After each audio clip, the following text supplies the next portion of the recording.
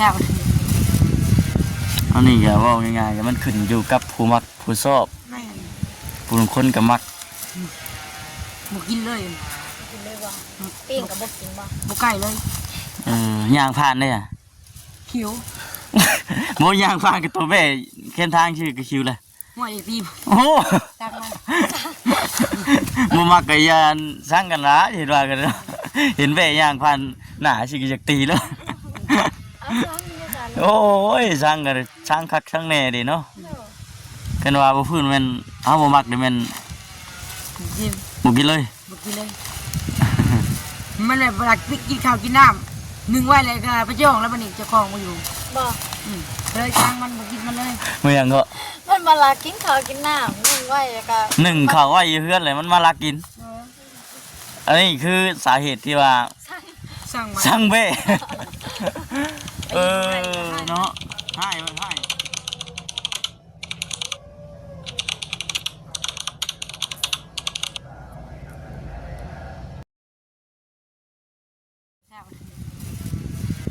อันนี้ก็ว่าง่ายๆก็มันขึ้นอยู่กับผู้มักผู้ชอบ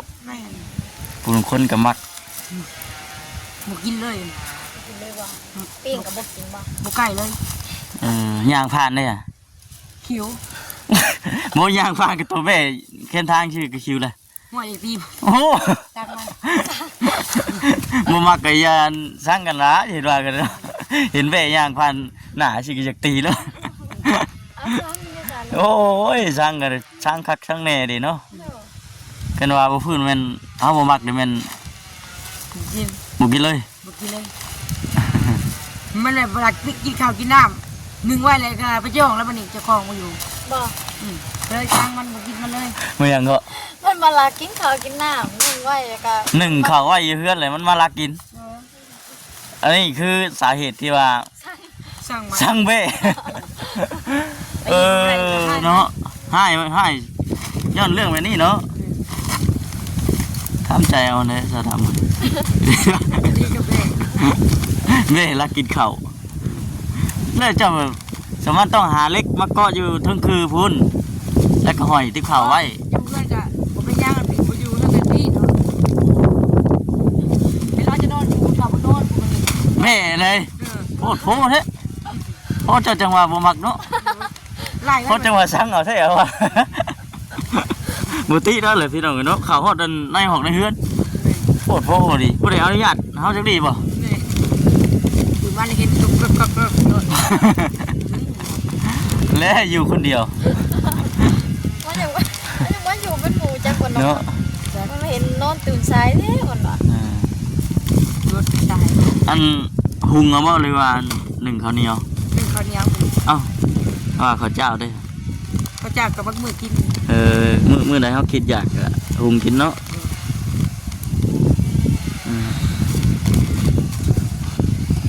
มาถามไทยมาเยี่ยมยามเบิ่งชาวดำนี่แหละพี่น้องน้ำมัน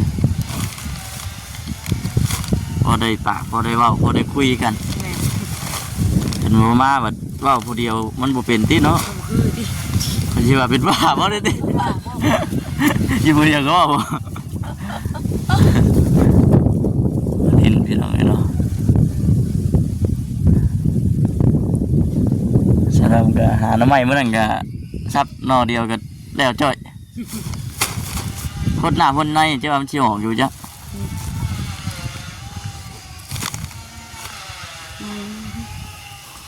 วันนี้เงียบเนาะวันนี้เงียบไปเลยเงียบเลยก็ชวนว่าอยู่เดี๋ยวนี้คนโบราณว้าคนหลายหัวบ่อยู่เนาะอะไรมากพอว่าพอได้หัวเลยเนาะ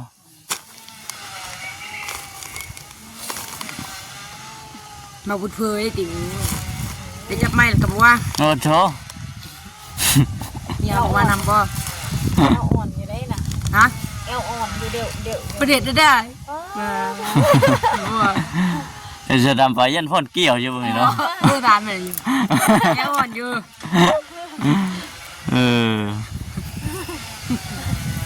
เนี่ยไปป่ะ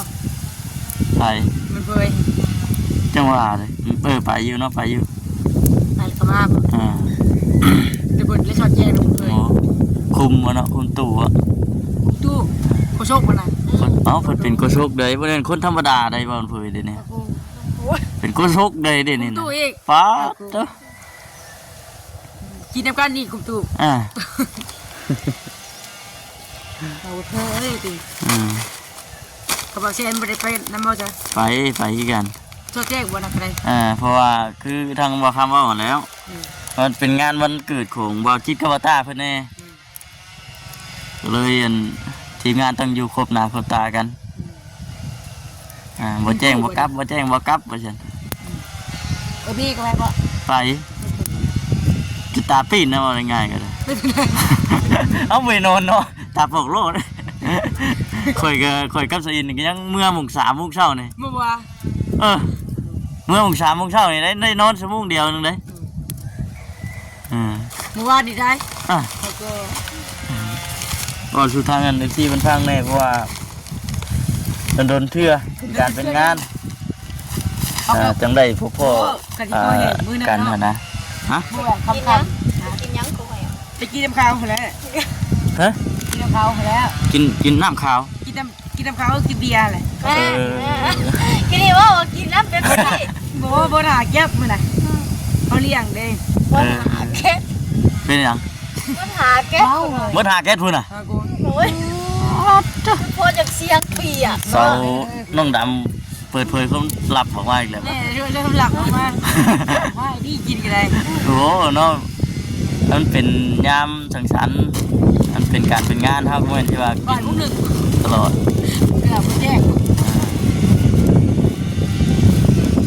เมื่อยบ่มีคนมาส่ง โอ้ยคิวตีบเล็กกับจะปากแตก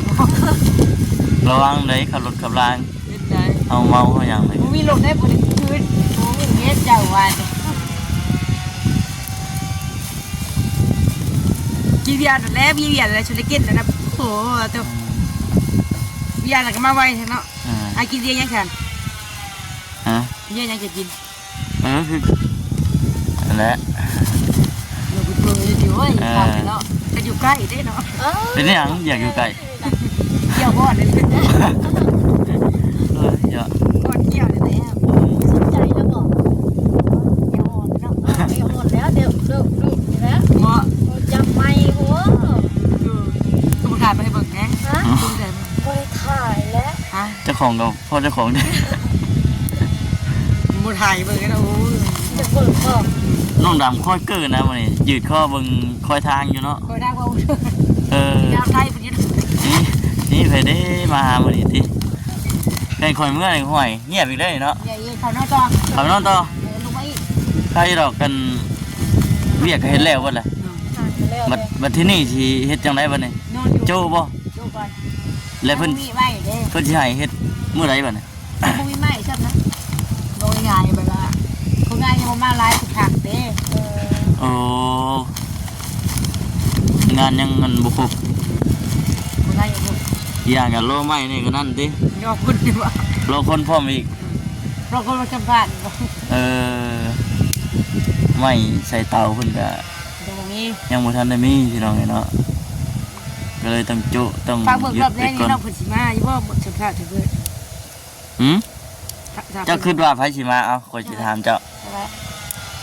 ใน แค่คนหนึ่ง ในตอนนี้เจ้าคิดเห็นไผ มาเตียงมา มี คนหนึ่ง ตอนนี้น่ะคิดเห็นบ่เตียงพูดแล้วช่วงค่ำๆหมดแล้วอ้ายๆเพิ่นสิเข้ามาช่วงรอบบ่าย2บ่าย ชั่วโมงนั่น เดี๋ยวนี้บ่โอ้12 โมงเลยเด้ ยุ่งข้างตื่น อืม ก็มาขังเลยเนาะโมอื่นนี่ถ้าเบิ่งก็มีคนไล่นอนดูเหมือนนี่เนาะ อืม เฮ้ยสัญญากันเลยอย่าไปใช้เดิมก็ต้องได้ เราเบิ่งเยอะคลิปนี้กันเราฮู้ว่าเจ้ารักษาความสัญญาน่ะกูไว้มื้อหน้าแล้วก็มาหาอีก สัญญากันไว้แล้วเวลากันบอกพี่แจ๊คคำยานป้าแจ๊คหมดว่า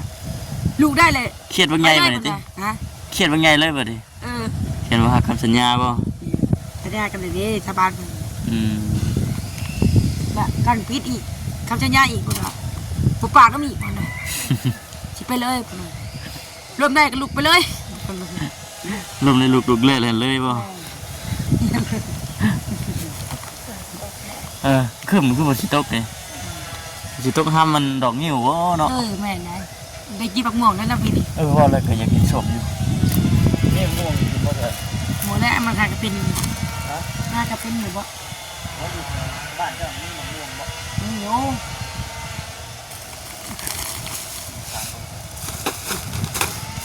แค่เชิญไปขายโอ้โหก็กินข้าวก็เที่ยงอย่างนี้กินเที่ยงเลยมื้อนี้กินแล้วแหละว่าเนาะ11 โมง 12 โมงกินอะไรกินอะไรความจะบ้ามันกินข้าวเจ้าวันนี้ประทานมันมาค่ะมันเป็นวันนึงเนาะแต่ชิวนะเจ้าลืมเลยปะเคยนักเลยมื้อนี้นักนะครับนักเลยเจ้าแห่งบ่ลบหน้าลบหลังให้บ่ทำหน้าลบหลังนี่เคยนักเลยเคยกันโอ้นางฟังตายเพราะว่าลบหน้าลบหลังมาเวียดเมื่อก่อนโมงเมื่อคืนเป็นยังไงเพิ่นมันเลิกเด้อเมื่ออยู่ใกล้นี่ผู้ชายใช่บ้านจ้าไกลเลยโอ้ทางลงปาก2ทางลงปากซีเดี๋ยวว่าอยู่คนแบบอยู่คนบ้านเดียวกันคนบ้านเดียวกันคนแต่ว่าเปียเมียคนนอกบ้านตีเป็นคนบ้านอื่นมาเวียดได้ฉันมาเวียดนะคนบ้านเดียวกัน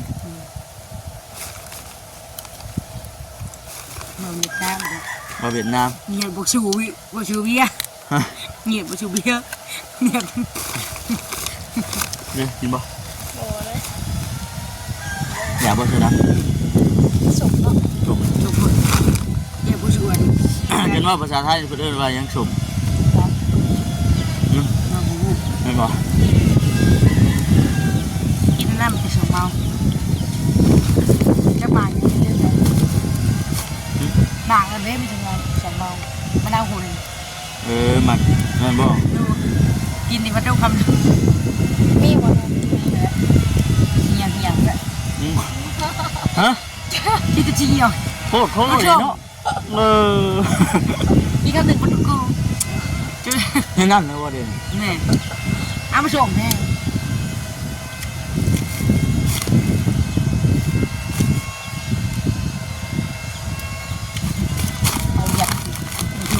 ยาวจบไปคนเดียวไม่ได้มาหามือหนึ่งเขาไม่ได้มาหาจังมือหรือวะมือเดียวปะมือเดียวคิดหอดเลยหอดแล้วเจ้าน้องดำแล้วว่าเด็กอะมือชื่นนี่บ่หนึ่งก่อนนี้โยกอะไรเพิ่นโยกอันบ่าวเพื่อนจากปูนี่เพิ่นเอามือนี่จังใดต้องเป็นเล็กกระปูเนาะกระปู2 เทื่อเลยดิน้องดำบ่กระปู2 เทื่อเล็กกระปูคันได้เมื่อคืนเราจับกระปูอยู่ลายบ่ได้แล้วน้อยใจเจ้าไปหาผู้อื่นคือว่ากินซีดกินไข่ไปสิผู้ใดเจ้านะไปได้ไปหาเขาว่ากินซีดกินไข่วันบ้านเผยมาแกงน้ำไม่ดองให้กินแกงแล้วบ่กินเจ้าเอาเพื่อให้เข้าใจน้อยใจพี่ยาเพื่อนแล้วพยากันแล้วมาหาเราว่าแกงน้ำไม่ดองให้กินน้อยสมย่างอยู่เดี๋ยวนี้แกกินเลยข้าวกินบ่นี่เลยอยู่เฮือนเจ้านะย่างอยู่ได้มันเป็นยังคือสมเด่นมันเจ้ามัดโบเน่นมาจังเนาะโบสี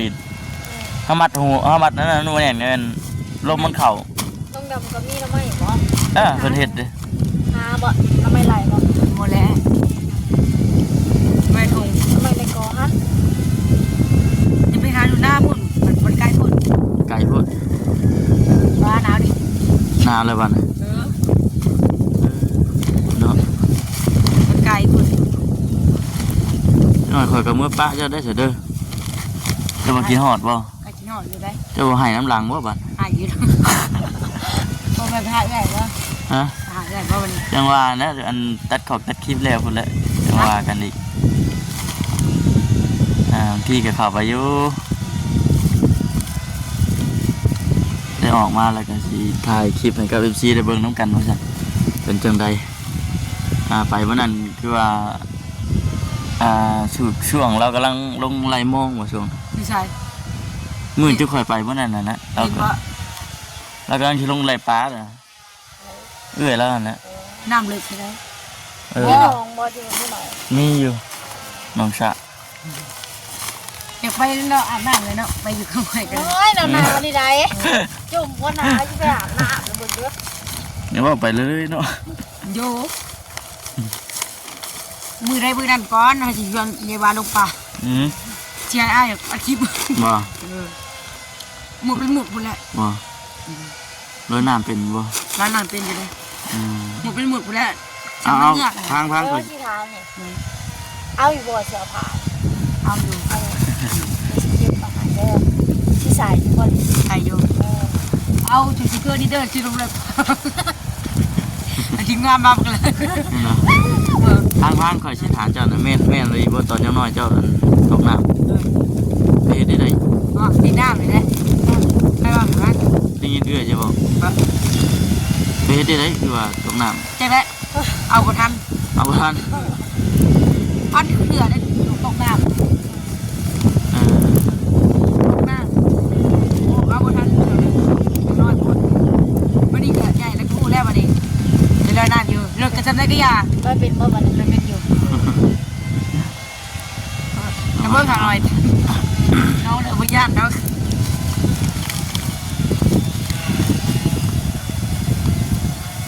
นั่งไปนั่งมาบัดหนาวเนาะ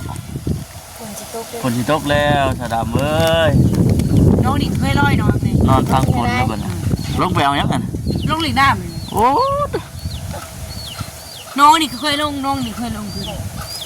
อยู่ผู้เดียวก็ลิ้นไปเนาะเจ้าก็เนาะ น้องใหญ่ๆเฮงหมักเลย อ๋อ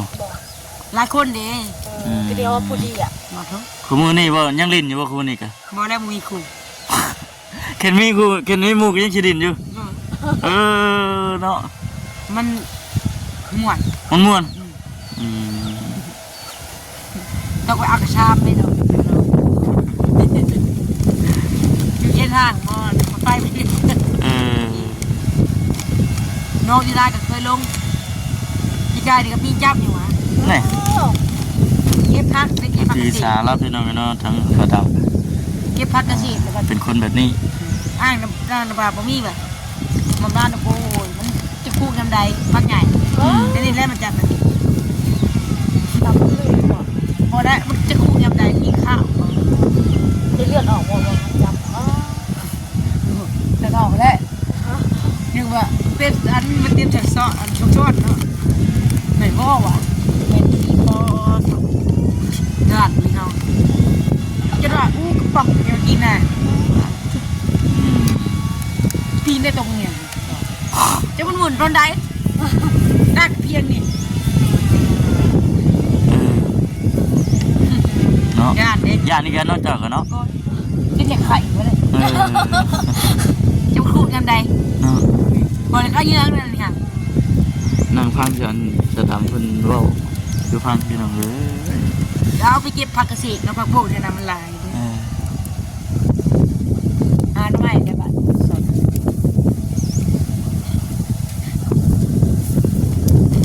แล้วก็วันนี้ป้าอีนักกักกล้วยพ่อและปีนเอากระล่มเฮ็ดตัวขี้ดื้อตาได้น้อย ยังมึนเหมือนติ กำลังเมื่อง่ายขี้เล็กดิเกินปลายมันโดดไปเลยน้องอยู่ เอาคือสิประมาณนี้แหละบัดทีนี้มีแต่ว่าอดทนสู้โทษไปนั่นแหละจะดำเว้ยเป็นกำลังใจให้เดี๋ยวมื้อหน้ามื้อไหนบ่ได้เนาะเดี๋ยวมาหามาเยี่ยมใหม่ให้เขามาอยู่บ่ ยังก็มาอยู่ อืม ทำอื่นก็มา บ่ ทำมาใหม่นะ มาก็มีแต่ชินนั่งพังเจ้าเว้าชื่อนะเออ นอนขี้ดื้อเนาะ โอเคเอาสบายดีก่อน สบายดีเด้อ สบายดีมื้อหน้ามื้อไหนพอกันใหม่เนาะ สบายดีเด้อ พี่น้องเนาะ เมื่อก็ขี้ดื้อ นี่ก็จะจบคลิปก่อนเด้อมีแต่ว่ามื้อหน้ามื้อไหนพอกันใหม่ ตาตั้งก่อน ดี